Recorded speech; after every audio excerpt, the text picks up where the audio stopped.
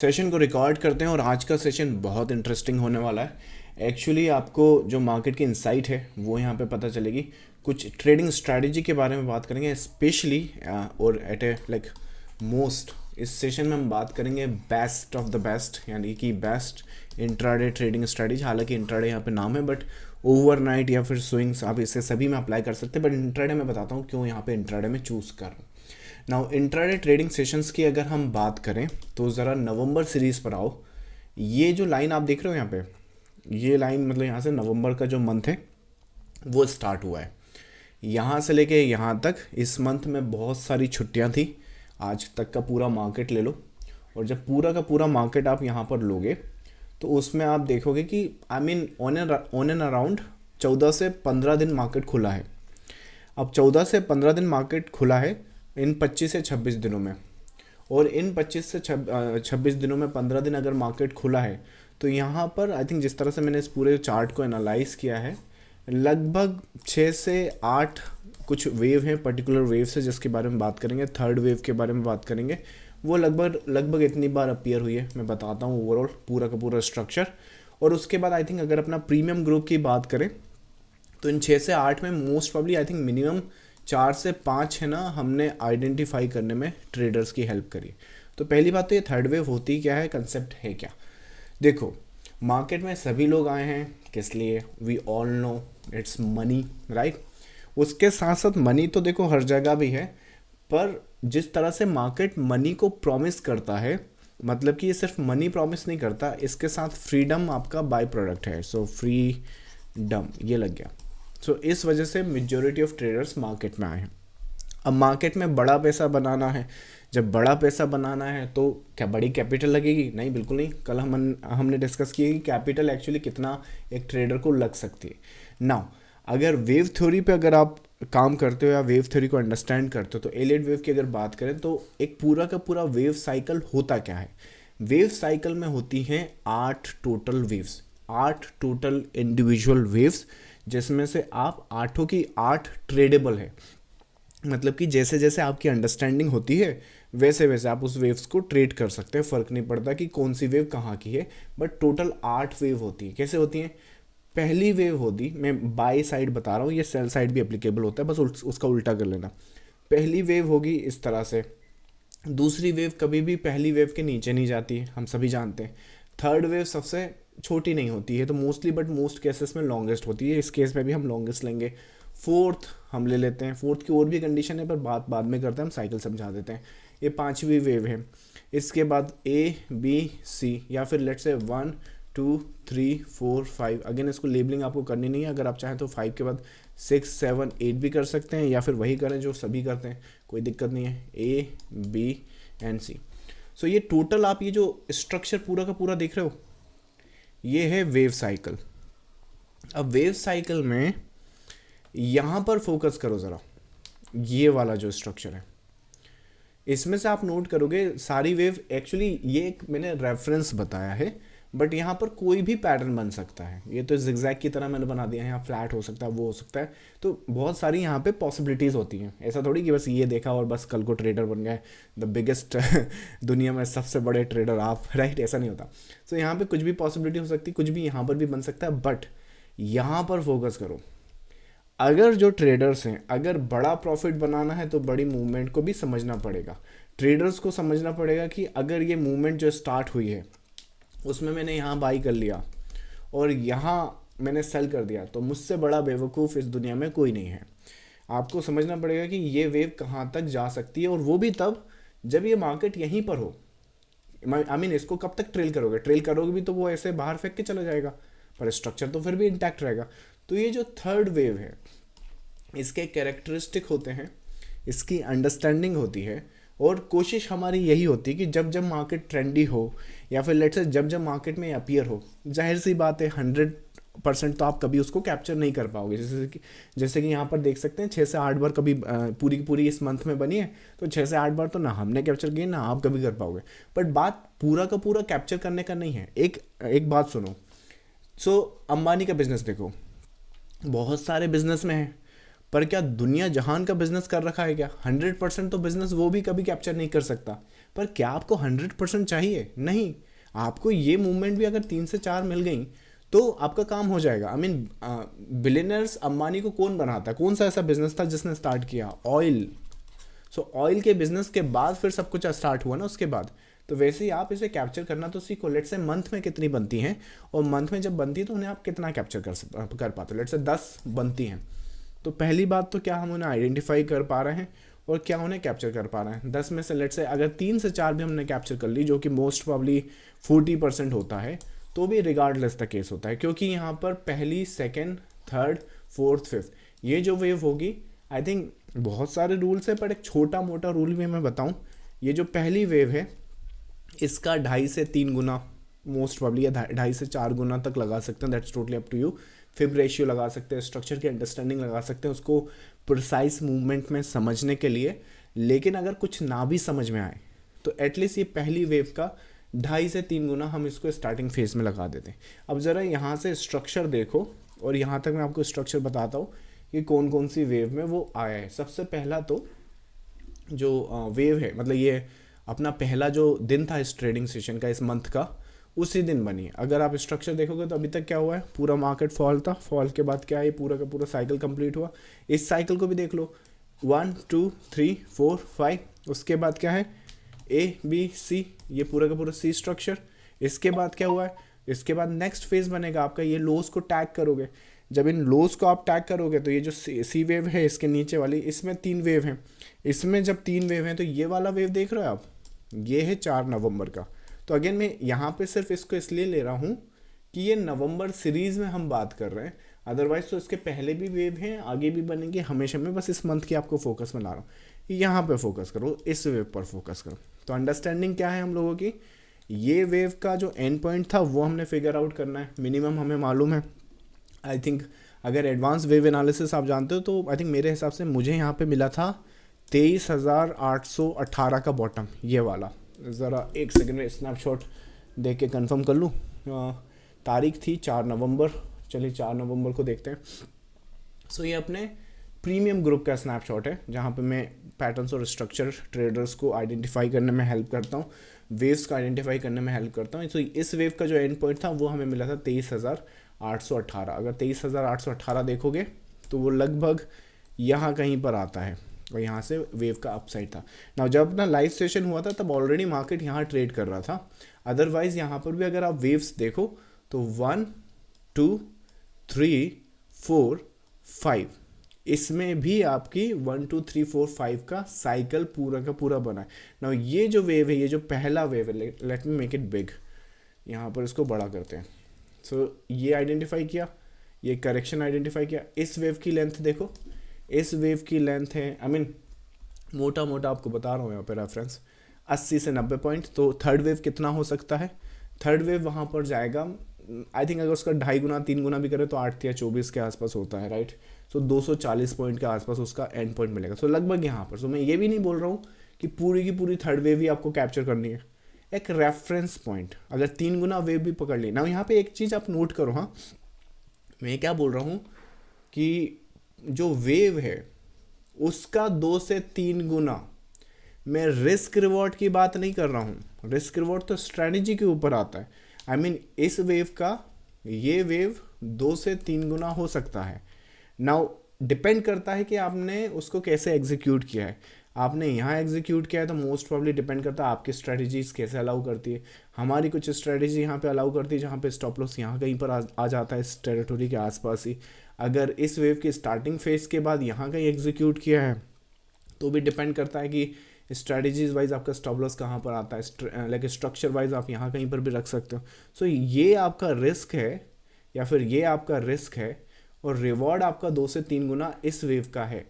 तो रिस्क तो actually risk reward तो 1:10, 1:15, 1:5 ऐसा रहेगा।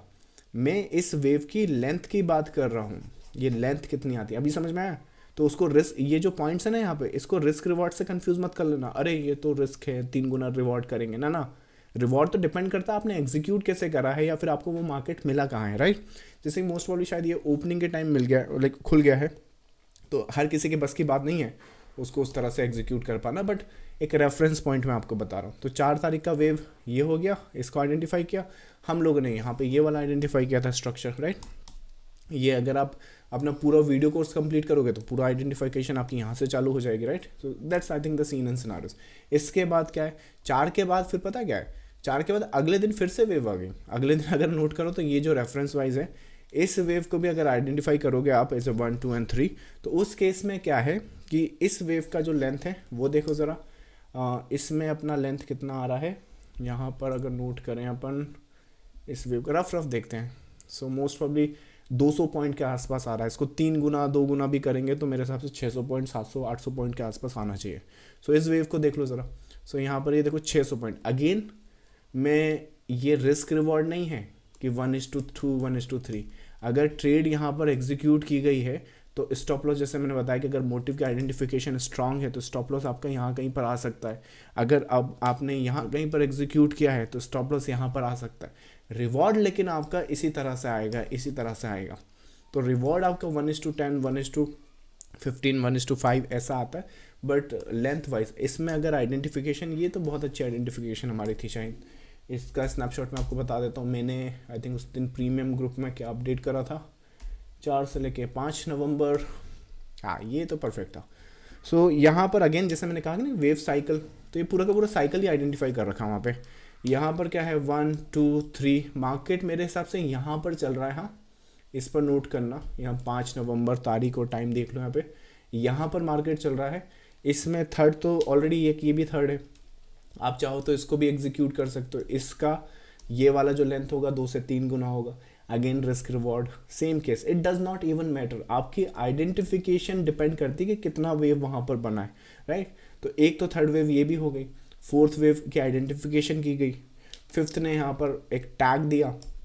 जब टैग दिया तो ABC को आइडेंटिफाई किया गया, ABC को आइडेंटिफाई किया गया, तो इस वेव को आइडेंटिफाई किया गया इंट्राडे। उस दिन का रेजिस्टेंस हमारा 24,147 का था। तो 2 दिन में एक वेव इधर मिल गई, एक वेव इधर मिल गई, ये तो मैंने हेल्प कर दी ट्रेडर्स की, और एक वेव आपको इधर भी मिली है जिसको मैंने एक्चुअली आइडेंटिफाई नहीं किया क्योंकि सेम डे था शायद। मैं बस अपनी आइडेंटिफिकेशन और प्रॉपर वेव्स बता रहा हूँ। सो 1 2 3 हो गई, तो 3 ये हो गई। इसके बाद अगर आप नोट करो ये कौन सा दिन है, यहाँ पर 6 नवंबर, यहाँ पे 5 के बाद 6 पे आ गए। यहाँ पर अगर नोट करो तो मोटा मोटा अगर आप देखो तो इसी वेव में आपको 3 वेव देखने को मिलेंगी या 5 वेव देखने को मिलेगी। यहाँ पर कैलकुलेशन आपकी पहली, दूसरी, तीसरी, चौथी, ये वाला फेज 4th है और ये वाला फेज जो है वो 5th है। सो ये जो आइडेंटिफिकेशन है इसमें इसको पॉइंट्स देख लो, यहाँ पर कितना हो सकता है। यहाँ पर ये है अपना 76 पॉइंट का, तो आई थिंक मेरे हिसाब से इस वेव को 210 या 250 पॉइंट्स के आसपास होना चाहिए, राइट। 300 ज़्यादा ही है, कम नहीं पड़ा, राइट। आपका जो भंडार है वो भरा रहना चाहिए, कम नहीं होना चाहिए। अगेन तो एक ये आइडेंटिफिकेशन हो गई। अगेन ये आप अगर इसको स्टडी करना है तो वीडियो कोर्स में कर सकते हैं। अपना जो प्रीमियम ग्रुप हुआ था वो 10 बजे होता है, ये सेकेंड हाफ में आया है, तो उसमें अपन ने ये वाला पैटर्न आइडेंटिफाई किया था। उसका भी स्नैपशॉट में बता देता हूँ, आई थिंक देख ही लो कितना है, 6 नवंबर को। या सो यहाँ पे पैटर्न, यहाँ पे मार्केट चल रहा है लगभग, और पैटर्न वाइज ये आइडेंटिफिकेशन की गई है। इसको ऊपर गया, नीचे आया, ये आया, तो यहाँ पे जाने के बाद वो फिर ऐसे करके ऐसे गिरा है जिसको लेटर आइडेंटिफाई करना था, बट प्रीमियम ग्रुप की उस दिन की अपडेट ये थी। So that's was the update at that day. So that's the like update on that day. अब इसके बाद कितना हो गया यहाँ पे, 1 2 3 4 दिन हो गए, और चारों दिन बैक टू बैक मिल गए अपने को। इसके बाद कुछ नहीं मिला, हर दिन नहीं मिलती, राइट। तो यहाँ पे अगेन पैटर्न बने हैं, स्ट्रक्चर बने हैं। आप में से कुछ बोलेंगे यहाँ पे भी 1 2 3 है, 1 2 3 नहीं है, ABC है। सो ये जो एक स्ट्रक्चर है वो कंप्लीट हुआ है यहाँ पे। इसका फेज बना है A, इसका फेज बना है B, इसका फेज बना है C। यहाँ पर पता है कंडीशंस क्या थी कि अगर ये जो वेव है यहाँ पे थर्ड आ सकती थी, पर थर्ड आने के कंडीशंस क्या थी मैं बताता हूँ। ये जो वेव है इसने अटैक किया, हमने इसको शायद यहाँ पे आइडेंटिफाई किया था इसके लिए। इसका भी रुको स्नैपशॉट बताता हूँ, तारीख कौन सी है, 11 नवंबर के आसपास। सो 11 नवंबर देखो ज़रा, 11 नवंबर ना हम लोगों का जो मार्केट ओपन हुआ था टाइम, उस टाइम यहाँ कहीं चल रहा था आइडेंटिफिकेशन वाइज ये, और इसके आसपास हम लोगों ने ये वेव एंटिसिपेट करी। मतलब कि हम इस करेक्शन के बाद ये करेक्शन देख रहे हो, इस वेव की बात की जा रही है इंट्राडे में। अब यहाँ पर क्या हो सकता था कि 1 2 3 ऐसा हो सकता था, पर उसकी कंडीशन क्या थी कि पहली चीज़ तो ये टैग नहीं होना चाहिए। अगर ये टैग नहीं होगा तो ये ऐसे चला जाएगा। एक फेज़ हमने ये एंटिसिपेट करा था, पर ये टैग हो चुका है। अगर ये टैग हो चुका है तो उस केस में फिर ये जो फेज़ है यहाँ पे एक रेजिस्टेंस क्रिएट करेगा। इस केस में ये रेजिस्टेंस ये है, तो या तो हम इसमें अग्रेसिव बाइज यहाँ पर देखेंगे, मतलब इस लाइक इस जोन के आसपास या फिर इस ब्रेक के आसपास। तो दोनों ही केसेस में क्या होता है कि ये जो फेज़ है वो इसका करेक्शन बनता है, और ये रेजिस्टेंस ब्रेक ना होने के कारण ये जो फेज़ है इसकी कैलकुलेशन सी की तरह होती है। तो ये थर्ड नहीं बन पाया। तो कैलकुलेशन वाइज तो ठीक है, बट वहाँ पर ना थर्ड आपको इसमें मिला है, ना थर्ड आपको यहाँ पे मिला है। तो दैट्स द रीज़न ये स्ट्रक्चर ए बी एंड सी की तरह बना है, और ये पूरा का पूरा फेज़ यहाँ पे है। नाउ अगेन इसमें हम लोग इंट्राडे की बात कर रहे हैं, तो ये जो बाद की मूवमेंट है ये ओवरनाइट है। सो 1 2 3 4 5 ये फेज़ इस तरह से है। तो इसको नहीं देखेंगे हम अगर इंट्राडे की बात है तो, बट ओवरऑल स्ट्रक्चर इसमें भी बना है। तो 4 से 5 यही हो गई हैं, राइट। सो एक फेज़ ये है। दूसरा फेज़ आपको फिर देखने को मिलेगा अगेन कि यहाँ पे 1 2 3, अगेन ये भी 1 2 3 नहीं है, ये आपका ए बी एंड सी है। इसमें अगर इसमें 1 2 3 देखना ना तो 1 2 3 ऐसा नहीं है, वो 1 2 3 इसमें एक्चुअली आपको यहाँ से मिलेगा। ये फेज़ है, ये ए बी सी बना यहाँ पे। जब ये बना यहाँ पे तो ये जो फेज़ है यहाँ पे डायगोनल बना। डायगोनल बनने के बाद पहला वेव आपको यहाँ बता दिया। उसके बाद इसमें ट्रायंगुलर की फॉर्मेशन है, A B C D E, यहाँ पे ट्रायंगुलर बना है। और उसके बाद इसकी तो लेंथ आप खुद ही देख सकते हो, राइट, इसमें क्या लेंथ बनी है। सो ओवरऑल स्ट्रक्चर यहाँ पर इस तरह से डेवलप हुआ है। कैलकुलेशन वाइज अगर बात करें, अगेन कुछ नहीं अमन समझ में आता है तो आप पूरा स्ट्रक्चर आइडेंटिफाई कर सकते हैं। इस वेव का जो एंड पॉइंट है ना, मिनिमम आपको 600 के आसपास मिलेगा। दैट वाज आई थिंक, ये मैंने एक अपडेट किया था। लेकिन ओवरऑल स्ट्रक्चर आप देख सकते हैं यहाँ पर लगभग यहाँ तक आया, तो 400 पॉइंट्स आया है, जिसमें पहली वेव आपकी सिर्फ 50 पॉइंट्स की थी। इस दिन का अपडेट देख लेते हैं, क्या अपडेट किया था। सो 19 नवंबर के आसपास आ जाओ, ये रहा 19 नवंबर। सो ओवरऑल स्ट्रक्चर मार्केट देखो यहाँ पर है, मार्केट यहाँ पे है, तो उसमें एक हाई टैग एंटिसिपेशन की गई है, फिर डाउनवर्ड साइड, फिर अप साइड, फिर डाउनवर्ड साइड। तो ओवरऑल स्ट्रक्चर इतना डेवलप किया, मतलब कि अगर इसको चार्ट्स पे देखोगे तो मार्केट यहाँ पर था, तो एक अपवर्ड साइड, एक डाउनवर्ड साइड, एक अपवर्ड साइड और एक डाउनवर्ड साइड, इतना अपडेट किया था उस दिन के सेशन में। जिसको अगर आप अपना क्या बोलते हैं पूरा वेव थ्योरी समझते हो तो फिर इस तरह से भी देखो वेव ट्रेडर वही, जैसे मैंने बता एक्सक्यूज मी, वेव ट्रेडर जो है उसका फ़ायदा यही है कि देखो आपको, लेकिन यहाँ पे जो वेव है यहाँ से स्टार्ट हुई है, तो ऐसा नहीं है कि सिर्फ सेलर पैसा बनाएंगे, या फिर जिसने यहाँ पे बाई किया जिसने यहाँ सेल कर दिया वो गलत है क्या, जिसने यहाँ सेल करा और जिसने यहाँ बाई किया वो गलत है क्या, जिसने यहाँ बाई किया उसने यहाँ सेल कर दिया वो गलत है क्या। समझ रहे, वेव एनालिसिस आपको अलाउ करती है कि आप मार्केट की जो मूवमेंट है, जिन मूवमेंट्स में जो पोटेंशियल है, जैसे यहाँ पर क्या है हम ऐसा तो नहीं देख रहे हैं, यहाँ पर भी क्या है हम ऐसा तो नहीं देख रहे हैं। तो ऐसा क्यों नहीं देख रहे हैं, क्योंकि इन पैटर्न्स एंड स्ट्रक्चर को क्या है वेव्स की फॉर्मेशन में आइडेंटिफाई किया जा रहा है, और जब उन्हें उस तरह से आइडेंटिफाई किया जा रहा है तो हर एक वेव का, हर एक पैटर्न का कुछ रेगुलेशन होते हैं कि ये जो वेव है इसके ऊपर नहीं जा पाएगी, ये जो वेव है इसके नीचे नहीं जा पाएगी, ये जो वेव है इसके ऊपर नहीं जा पाएगी, और ये जो वेव है मिनिमम इतना आएगी। तो समझ रहे हैं। अब मान लो मुझे तो यहाँ पे ट्रेड ही नहीं करना, मेरा टाइम जा रहा है, मेरा बिजनेस है, ऑफिस है, जो भी है, मैं यहाँ पे निकाल सकता हूँ। मान लीजिए मैं सेकंड हाफ में आया हूँ और मार्केट कहीं यहाँ पे ट्रेड कर रहा है, तो मैं यहाँ सेल सेटअप्स प्लान कर सकता हूँ। तो आई मीन वेव एनालिसिस आपको ये फ्रीडम देता है चार्ट्स में। आप इसमें कभी ऐसा नहीं बोलोगे अरे मैंने तो यहाँ लिया था डर के मारे या जल्दबाजी में मैंने तो यहाँ निकाल दिया, इसको रख लेता। क्यों रख लेते हैं, आई मीन आपके पास रीजंस होने चाहिए उसके रखने के। तो वेव एनालिसिस आपको वही रीजंस प्रोवाइड करता है कि वो स्ट्रक्चर आपको क्यों वहाँ पर रखना चाहिए या फिर क्यों नहीं वहाँ पर रखना चाहिए। यहाँ पर एक पूरा का पूरा स्ट्रक्चर है, अगर ये जो स्ट्रक्चर है इसने ये करना है तो ये वाला पॉइंट देख रहे हो, आई थिंक ये 600 के आसपास है, इसलिए मैंने कहा कि ये 600 के आसपास मिनिमम जा सकता है। अगर ये स्ट्रक्चर को दोबारा ऊपर जाना है तो ये इसके ऊपर आएगा, और जो फेज़ रहेगा मतलब कि अगर ये इसके ऊपर नहीं आया तो ये कंटिन्यू फॉल कर सकता है। सो ओवरऑल स्ट्रक्चर ये हो गया। अब मैं काउंटिंग भूल गया कि कितनी वेव्स मिल चुकी हैं, आई होप कि आपको काउंटिंग याद हो, 4 से 5 तो शायद मिल चुकी थी। इसके बाद क्या है, इसके बाद आई थिंक एक ये वाला दिन है 19 नवंबर के आसपास, इसमें भी देख लो। आई थिंक इसको 1 2 3 आप इस तरह से एंटिसिपेट कर सकते हो। इसकी आइडेंटिफिकेशन यहाँ कहीं पर हमारी की गई है, अगेन जैसा कि हर चीज़ को बॉटम में थोड़ी पकड़ पाओगे, इसको हमने आइडेंटिफिकेशन यहाँ पे स्टार्ट करा था, और ये भी काफ़ी एक अच्छा प्ले अराउंड हुआ था। इसको भी मैंने अपडेट करा था अपने प्रीमियम ग्रुप में 19 नवंबर के आसपास, सॉरी 19 नहीं है, ये 22 नवंबर है। सो 22 नवंबर का स्नैपशॉट देख लो। सो ये रहा। सो अगेन जैसे मैंने इस सेशन में भी, शायद इस दिन का लाइव सेशन देखिएगा शाम को, इस सेशन में भी मैंने यही ट्रेडर्स को समझाया था कि अगर यहाँ हम बाई कर रहे हैं तो क्यों हम यहाँ पर निकलेंगे या क्यों हम यहाँ पर एग्जिट करेंगे जब मिनिमम हमें पोटेंशियल अपना टारगेट पता है तो। सो रीज़न सिंपल से हैं, वेव्स की फॉर्मेशन है, ये वेव को अलाउ है, वहाँ तक जाना तो जाएगा, नहीं जाएगा तो तब की तब देखेंगे, वहाँ पे स्टॉप लॉस या जो भी अपना ट्रेड मैनेजमेंट है वो सब होता है, तो वो सिनारियोज होते हैं।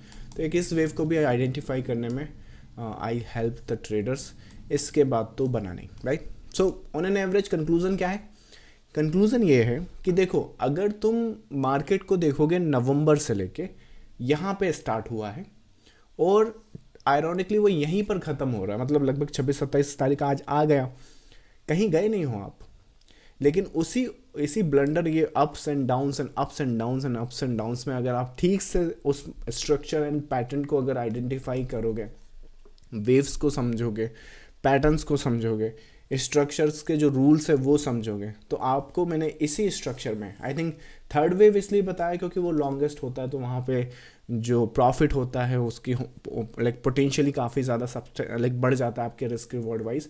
अदरवाइज पैटर्न तो देखो हर दिन ही होता है, रोज़ ही मैं लाइव सेशन करता हूँ, रोज़ ही आपको बताता हूँ कि आज क्या आइडेंटिफाई किया गया, आज क्या आइडेंटिफाई किया गया, आज की आइडेंटिफिकेशन भी देख लो, आज का रेजिस्टेंस ही आइडेंटिफाई किया गया, सपोर्ट लगभग यहाँ कहीं पर था।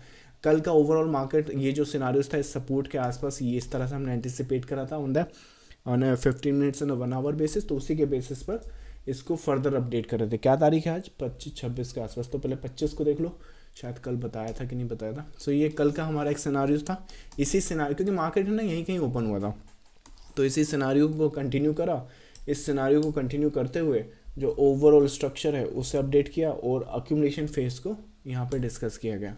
सो ये पूरा का पूरा स्ट्रक्चर यहाँ पे देखा, लेकिन टेक्निकली इसको ये टैग नहीं करना था, ये टैग करके यहाँ पर लगभग पूरा मार्केट बंद हो गया। अगर ये टैग नहीं करता तो ये एक अच्छा मूवमेंट दे सकता। तो ओवरऑल पैटर्न तो देखो हर दिन बनेंगे, आज का भी जो रेजिस्टेंस है देखो वहाँ से फॉल आया, अगर आप थोड़े स्मार्ट हो, थोड़े समझदार हो, तो आप देख सकते हैं यहाँ पर एक इंटरनल वेव भी है 1 2 3, ये आइडेंटिफिकेशन भी की गई इंटरनली, तो यहाँ पे भी वेव बनी है।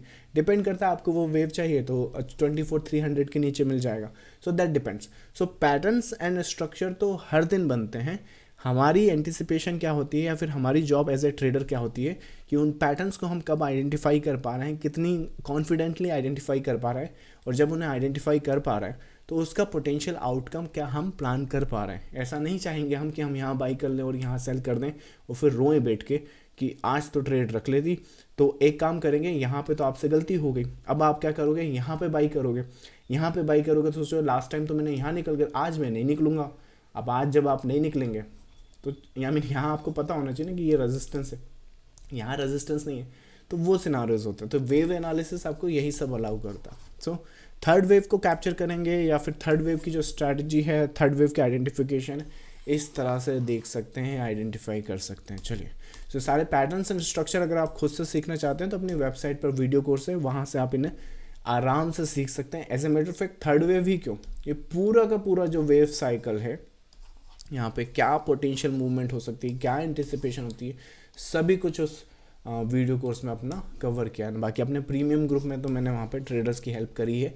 मोस्ट प्रॉब्लम मुझे लगता है अगर 8 से 10 वेव निकली हैं तो कम से कम 4 से 6 जो थर्ड वेव है वो मैंने हेल्प करी अपने ट्रेडर्स को आइडेंटिफाई करने में। चलिए, इसके सेशन के रिगार्डिंग अगर आपकी कुछ क्यूरीज है तो अब वो आंसर करते हैं। जब तक आप अपनी क्यूरीज भेज रहे हैं तब तक मैं बता दूं कि जो यूट्यूब पर देख रहे हैं, अगर आप लाइव सेशन में यहाँ पर आना चाहते हैं और अपनी क्यूरीज सीधा मुझसे पूछना चाहते हैं तो ये टेलीग्राम चैनल ज्वाइन कर सकते हैं, इसका लिंक आपको वीडियो के डिस्क्रिप्शन में मिल जाएगा। चलो, सो आई थिंक पहला जो क्यूरी है, good evening sir, today is my birthday. और कुणाल, बर्थडे आपका, हाँ, happy birthday from my side, like may god give you all the prosperity and the happiness that you deserve. चलो, क्वेरी क्या है आपका? Good evening sir, this is my birthday and I need a blessing. हाँ, always a blessing from you. आप ऐसा क्या मुझे मेरे बताना चाहोगे कि Kunal focus on this for your life journey like a Guru and मंत्रा।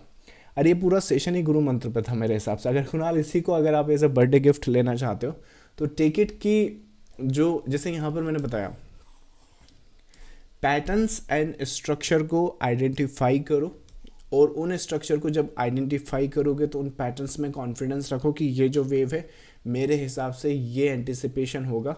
और जब ये मूवमेंट यहाँ तक आएगा तो मैं ये नहीं कहूँगा कि पूरा का पूरा मूवमेंट यहाँ से लेके यहाँ तक उसको कैप्चर करो, बस इस मूवमेंट का 80 से 90% या 70 से 90% के बीच में इसको कैप्चर या होल्ड करने की जो पावर या स्ट्रेंथ है वो बना के रखो। तो उससे होगा क्या, इससे आपके होंगे big profits, right? Big profits होंगे। जो स्मॉल प्रॉफिट्स हैं वो स्मॉल लॉसेस से कट ऑफ हो जाएंगे। बिग लॉसेस आपको हो नहीं सकते क्योंकि मोस्ट प्रॉब्ली आप ट्रेड मैनेजमेंट एंड जो वेव साइकिल है, अगेन जैसे मैंने यहाँ बाई किया है और ये मेरा फर्स्ट मोटिव है या फिर ये मेरा कंप्लीट करेक्टिव स्ट्रक्चर है, तो ये इसके नीचे क्यों जाएगा? अगर ये कंप्लीट करेक्टिव स्ट्रक्चर है तो या तो मेरी कंप्लीट करेक्शन की स्टडी ठीक नहीं है तो पहले तो वो स्टडी करूँ मैं, या फिर अगर ये ठीक है तो इसके नीचे नहीं जाएगा, जब नीचे नहीं जाएगा तो आपको स्टॉप लॉस मिल जाएगा। तो बिग लॉस तो आपको हो नहीं सकते। तो होगा क्या कि ऑन एन एवरेज ये आपके अकाउंट में जब ब्लो अप होना स्टार्ट होगा तो पूरे साल में जब आप इसका ग्रोथ देखोगे तो रिमार्केबल रहेगा। So keep that mantra on your side कि I mean very simple, plan your trade before the execution and execute the trade as per the plan. That's the biggest mantra. चलो, next query है आपका, third wave हमेशा longest होती है? हाँ जी बिल्कुल। मेरे हिसाब से थर्ड वेव, अच्छा इसको थोड़ा सा प्रिसाइसली समझते हैं। सो एलियट क्या बोल रहा है? 1 2 3 4 5। एलियट ये बोल रहा है कि ये वेव है ना सबसे छोटी नहीं होनी चाहिए, सो शॉर्टेस्ट नहीं हो सकती। पर आई मीन मेरे हिसाब से फिर उसमें क्या होगा कि ये सेकंड वन पर किस में, आई मीन अच्छा आप बिगिनर हुए तो फिर वो बात है आपके सर के ऊपर से जाएगा। एलियट क्या बोल रहा है देखो यहाँ पे फिर से समझो, 1 2 3 4 5 ये मोटिव हो गया। एलियट बोल रहा है कि ये जो वेव है ये सबसे छोटी नहीं हो सकती एलियट वेव की थ्योरी में, तो विच मीन्स कि ये सेकंड नंबर पे सबसे लंबी हो सकती है। तो या तो वो सबसे लंबी होगी वेव, या मतलब कि लॉन्गेस्ट होगी, या लॉन्गर होगी, शॉर्टेस्ट नहीं हो सकती। किस में? पहली, तीसरी और पांचवी में, इन तीनों वेव में ये सबसे छोटी नहीं हो सकती। लॉन्गर हो सकती है या लॉन्गेस्ट हो सकती है। तो क्या हमेशा लॉन्गेस्ट होगी? नहीं, बट हमेशा लॉन्गर ज़रूर होगी, शॉर्टेस्ट कभी नहीं होगी। सो जैसे कि ये 100 पॉइंट्स की है तो मान लीजिए ये 110 पॉइंट की हो गई, तो ये कभी भी 99 पॉइंट्स की नहीं हो सकती। So that's I think I hope that answer your query. Next है आपका, sir what if we identify wrong one as a third wave.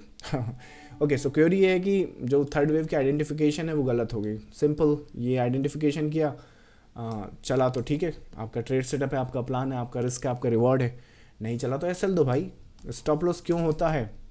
जो भी स्ट्रक्चर आपका इनवैलिडेशन पॉइंट के साथ आना चाहिए, अगर वो इनवैलिडेशन पॉइंट टच हो गए हैं तो वो स्ट्रक्चर नहीं है जो आप आइडेंटिफाई कर रहे थे, तो विच मीन्स स्टॉप लॉस दो, बाहर निकलो। ये डर आप में होना नहीं चाहिए कि मैंने बाहर निकला और मार्केट मेरे डायरेक्शन में फिर से चला जाएगा। अगर ऐसा होता है अपना वीडियो कोर्स है वो कंप्लीट करो, इसमें हेल्प मिलेगी आपको, ओवरऑल स्ट्रक्चर आपको समझ में आएंगे। चलिए, नेक्स्ट है आपका, एलियट का साइकिल से आपका क्या मतलब है? ओके चलो, ये लास्ट क्वेरी है, फिर आज के लिए इतना करते हैं, है ना। एलियट का साइकिल से मेरा क्या मतलब है? एलियट का साइकिल नहीं, मेरे हिसाब से वेव का साइकिल ले लो, या फिर लेट्स से देखो मार्केट कैसा होता है कि एक मोटिव वेव होता है, फिर एक करेक्टिव वेव होता है, फिर एक मोटिव वेव होता है, राइट, फिर करेक्टिव वेव हो सकता है, फिर डिपेंड करता है सिनेरियोस के हिसाब से। तो ये जो पूरा का पूरा ये वाला फेज है, इसको पूरा का पूरा एक वेव साइकिल बोला गया है या फिर समझा गया है। इस वेव साइकिल में एलियट के हिसाब से जो मैंने सेशन के शुरू में बताया है 8 वेव होती हैं। नाउ इसमें क्या हमेशा 8 वेव होगी? अगेन ये मैंने आपको देखो इसी सेशन में मैं बिल्कुल फर्स्ट क्लास का भी बता दूं, 12वीं क्लास का भी बता दूं, कॉलेज का भी बता, पीएचडी का भी बता दूं, तो कैसे समझ में आएगा? तो मैंने क्या करा है कि जो आठ आठ जो वेव होती है वो बेसिक है, मतलब इतना तो होना समझ में आना चाहिए, पर क्या हमेशा होंगी वहाँ पर, नहीं होती भाई। इसीलिए तो पूरा कंप्लीट आपको नॉलेज सीखना या समझना पड़ता है। मेरे हिसाब से क्या एक दिन आप ड्राइव करके फिर बस कल से ड्राइव लाइक आप ड्राइव करना सीख जाओगे? नहीं करोगे ना, तो प्रैक्टिस लगेगा, पूरा अंडरस्टैंडिंग होना चाहिए। ऐसे थोड़ी एक दिन लुढ़का लिए तो अगले दिन भी लुढ़का लोगे, राइट? तो 8 वेव होती है, नहीं, डिपेंड करता है। मोटिव में कभी कभार 3 वेव भी होती हैं, तो आपकी लाइक 2 वेव तो यहीं से कट गई, 3 यहाँ हो गई, 3 यहाँ हो गई, तो कितना हो गया? तीन तीन छः वेव हो गई आपकी, राइट? डिपेंड करता है। तो वेव साइकिल से मेरा मतलब है, या फिर वेव साइकिल से वेव थ्योरी में मतलब है एक मोटिव, एक करेक्शन, इसको कंप्लीट साइकिल बोला गया है। अब बेसिक में हम इसको समझते हैं, इसमें 5 होती हैं, इसमें 3 होते हैं, दैट्स फ्रॉम वी स्टार्ट। बाकी जैसे जैसे आप वेव थ्योरी समझते जाओगे आपको एग्जैक्टली पता चल जाएगा कि कौन सा वेव में 3 है, कौन सा में 5 है, उस हिसाब से आप अपना ट्रेड सेटअप प्लान करोगे। चलो, सो आई होप कि ये आपके सारे आंसर आज हो गए। कुछ क्वेरीज छूट गई, मैं एक काम करता हूँ, इसको कॉपी करता हूँ, कल आंसर करेंगे। So thank you so much for joining the live session guys. I see you in the next live session. अच्छा, यूट्यूब पर अगर आप देख रहे हैं, आपको सेशन पसंद आया तो make sure you like and share and अच्छे कमेंट करना ना भूलें। उन कमेंट्स को पढ़ के मैं दोबारा लाइव सेशन करने में मोटिवेशन फील होता है। Thank you so much, I see you next time, bye bye.